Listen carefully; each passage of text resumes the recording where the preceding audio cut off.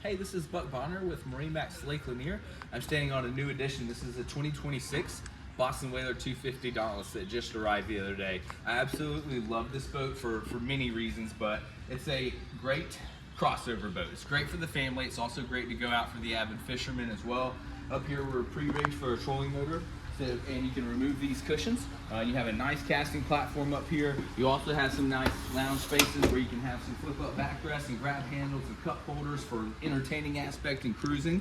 You have a nice big sun pad right here in front of the helm station. It's a great spot to cruise up and down the waterway with a ton of storage up underneath.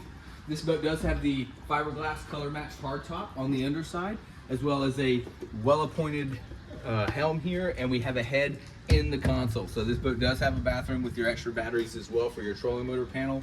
We have a large display, JL audio system, our live well pumps, a lot of our digitals, or a lot of our switching up here on the dash, as well as an induction phone charger and storage glove box.